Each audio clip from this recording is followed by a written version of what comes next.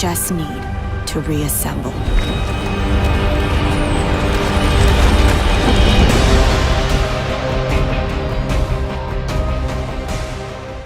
What's going on, guys? RBG here, bringing you more coverage on the aforementioned Avengers project. I know some have given up on covering this title, but you know me, I'm dedicated to talking about whatever little news I find on the Avengers project, so the fire is still going strong. Now I gotta say that ever since Square Enix has been getting flack for constantly showcasing bits for games that are nowhere near completion, they've sort of calmed down and taken that tight-lipped route with certain details they want to reveal. This seems to be the case with the Avengers project, since we haven't got any related media since it was announced in 2017. It wouldn't be so bad if Marvel Entertainment and Square didn't promise to give an update the following year, so fans were well within their rights to be agitated by the lack of info for this title. But it looks like we have some more news regarding the available job listings. But before we talk about that, I want to remind the viewers that this video is sponsored by Beautiful Halo. If you're a man or woman of culture who loves anime, games, and dank memes, then I highly recommend checking out their merch. They have a wide variety of stylish hoodies and other cool apparel that'll have your friends mad jealous. By using this promotional link, you get 5% off any of the $49 purchases or higher. So slide on over to beautifulhalo.com. The link will be in the description box below. Now, admittedly, I thought we'd get a new trailer at last year's E3 and the VGAs, but there was no Avengers project in sight. But we did get some Marvel-related reveals in the form of Ultimate Alliance 3, a title that's been in demand since the last generation of gaming. It looks to be a promising game with Team Ninja manning the development helm, and the design choice is refreshing. I think we suffered some severe burns after hearing it was going to be exclusive to the Switch, considering the fact that its predecessors were multi-plats. I know PC modders would have had a field day with it, but regardless, it looks hype and it's motivated me to pick up a Nintendo Switch just so I can play it. But anyways, after Avengers Endgame hit theaters, I expected Square Enix to capitalize on the hype and actually give us another trailer.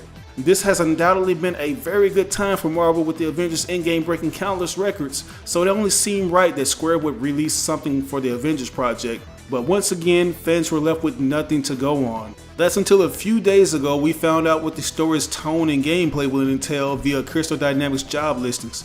Apparently they're looking for a narrative director. They'll be tasked with the direction of the game's cinematics and gameplay experience, and they have to be an expert in collaborating across design and narrative disciplines to make memorable, emotional, and cinematic experiences. The narrative director will work in partnership with the game director and art director to create the narrative tone of the project. They'll also work with other writers, designers, and artists to develop a high-quality narrative AAA gameplay experience. So this shows that they're very adamant about making this title very story-driven, which is a huge plus considering we don't get too many Marvel-related games that go out of their way to give you that grand AAA story. They've been at the mercy of rushed deadlines for years by third-party developers, but it looks like Square is trying to continue where Insomniac left off with their Spider-Man game, which was a worthy candidate for Game of the Year. Speaking of Game of the Year, another thing Crystal Dynamics wants is someone who has the ambition to create a Game of the Year title. So this further proves that Square is in it to win it with this project.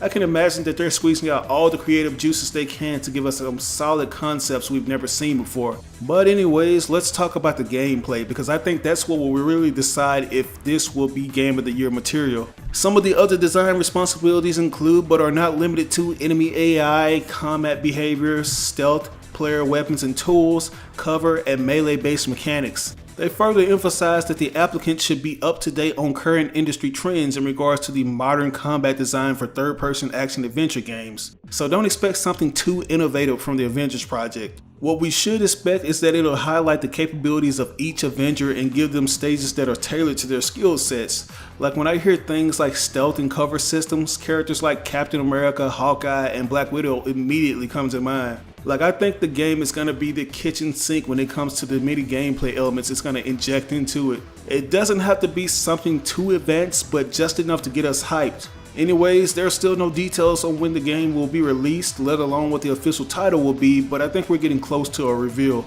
Moving on, I want to talk more about Ultimate Alliance 3 because that seems to be the game that Marvel is focused on promoting the most. That's probably one of the reasons why we haven't seen any more promotions for the Avengers project, because they probably want to have everyone's attention focused on one title at a time. Like I noticed when Spider-Man PS4 was out, there was a lot of money put into its marketing. Anyways, Game Informer will be providing coverage for UA3 for the entire month, featuring some of their impressions and characters who are confirmed on the roster. They basically give a general consensus that the gameplay will be very familiar to what you've experienced in the first 2 games. And I think everyone pretty much expected that going in, with some of the things being a little different, like the dungeon crawler perspective that's pretty much been a thing since the X-Men Legends game seems to be done and away with. And now they have this new heroic cam mode, which really wasn't elaborated on, but now we have more info on how it'll work.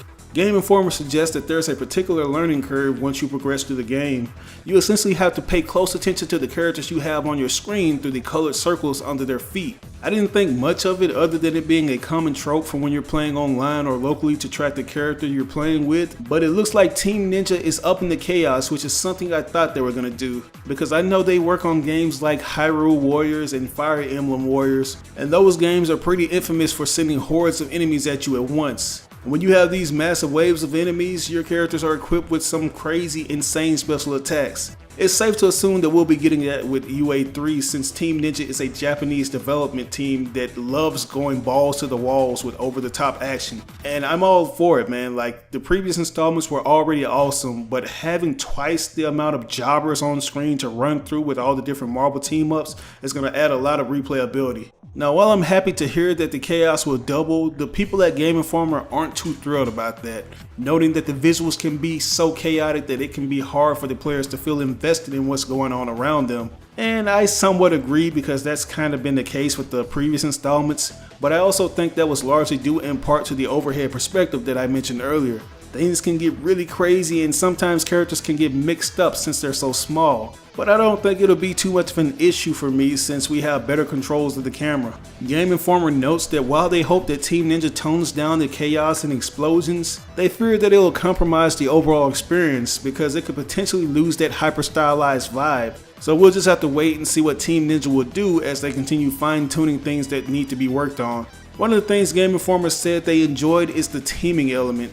They love how the characters feel, and they particularly harped on how good the animations look for each hero, and how it makes each character feel distinctly different. We pretty much knew that upon observation of the trailers we got, and I particularly like how there seems to be a lot of detail going into things like team attacks, where you see different elements being mixed like fire and tornadoes. With that said, Game Informer says that they're not too thrilled with the level progression systems, saying that the series doesn't feel like it's evolved, and that each character is limited to 4 powers.